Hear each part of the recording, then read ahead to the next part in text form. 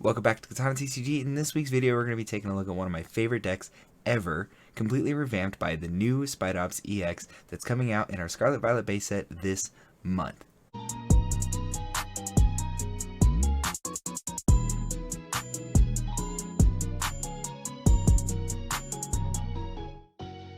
When it's time to upgrade your TCG accessories, make sure you're checking out inkgaming.com. They have a wide variety of sleeves, dice, deck boxes, and a plethora of things that you can customize like mouse pads, play mats, mat bags, as well as gaming bags. And when you use the code PCSPOD10 at checkout, you can get 10% off your entire order from inkgaming.com. Your game, your style. Spidops EX is a very frightening looking 260 HP grass type Pokemon with the ability Trap Territory. It increases your opponent's active Pokemon's retreat cost by 1 colorless more per Spidops setup. So you could actually have 4 Spidops set up and increase your opponent's active Pokemon's retreat cost by 4 colorless, which is bonkers. It also has the attack Wire Hang. For 1 grass and 1 colorless, it does 90 damage, and it does 30 more damage for each energy in your opponent's active Pokemon's retreat cost. It is unfortunately weak to fire and has a 2 retreat cost of its own. So how are we going to apply this new Spidops EX? Well, the answer is very, very simple. We're going to partner it with Leafeon VMAX, one of my favorite cards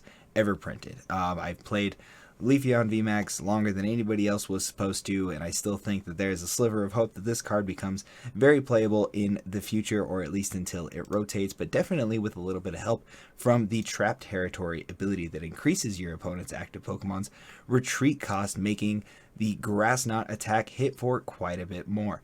By increasing something with, let's say, a 2 retreat cost, then you add an additional 3 to 4, you hit upwards of 360 damage, which basically deletes everything in the standard format right now. So how do we streamline getting this board state established and getting the Spidops into play? We'll look no further than Hisuian Lilligant V-Star, another grass type Pokemon I'm incredibly fond of. 260 HP, does have an attack that's worth mentioning, I suppose. For 2 grass and 1 colorless, it does parallel spin for 130 damage, and if you remove an energy from this Pokemon and put it into your hand, it does an additional 100 more damage. But it's all about the V-Star power. Star Perfume lets you go into your deck and grab a combination of 5 grass Pokemon or grass energy, whatever you need to really lock your opponent down by getting a bunch of Spidops out onto the field or grabbing the necessary energy you need to attack. This is an incredible ability in a deck like this. When we're looking at other Pokemon that are featured in this deck, we do have a Drapion.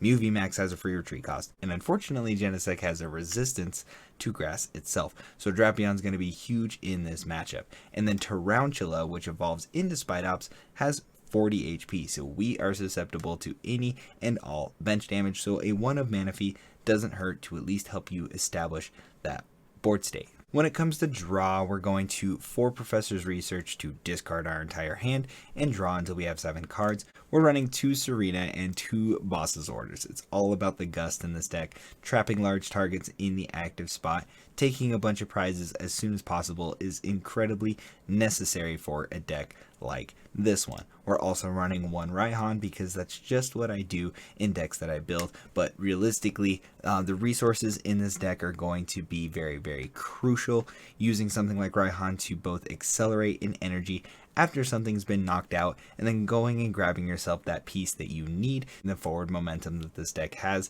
is very, very necessary. On your first turn, it makes a whole lot of sense to get as many Tarantulas out as possible, so 4 Battle VIP Pass definitely make a whole lot of sense in a deck like this. We're running 4 of the new Nest Ball, which lets you go grab a basic Pokemon and put it directly onto your bench from your deck, and then 4 Ultra Ball to discard 2 cards out of our hand, go and grab ourselves any of 1 Pokemon that we may or may not need. 4 Pokegear, because we need to draw through this deck as quickly as possible to get into our gusting options, and Pokegear will let us see 7 cards deeper into our deck and grab a supporter out for just that reason. We're playing 2 Switch and 2 Escape Ropes to put just a little bit of pressure on our opponent's board state and gust things into the active with an item card like this. Just seems very, very useful. 3 Temple of Sinnoh just makes a whole lot of sense. Lugia looks like it's still going to have quite a bit of power, and things like Mew use the double turbo energies to use to pivot things out of the active. So being able to shut that down and force them to have multiple attachments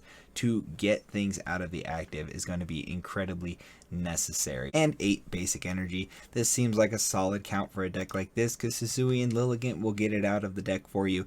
And the greening cells option on the Leafeon V is fantastic. Being able to go into your deck, grab a grass energy, and accelerate it onto any one of your Pokemon is huge. Not that I think that Leafeon's going to be the next best deck in format, but this is a way that I'm definitely going to play it. We'll see how successful it is, and I'm very excited to see how it goes. As horrific as Spidops might be, if it revives one of my favorite decks, I'd be happy to purchase a playset. If you enjoyed my content, make sure you like the video, comment below which decks you want me to talk about next, and subscribe to my channel. And be sure to check out the PCS podcast where my co-host Justin and I talk about all things Pokemon all the time.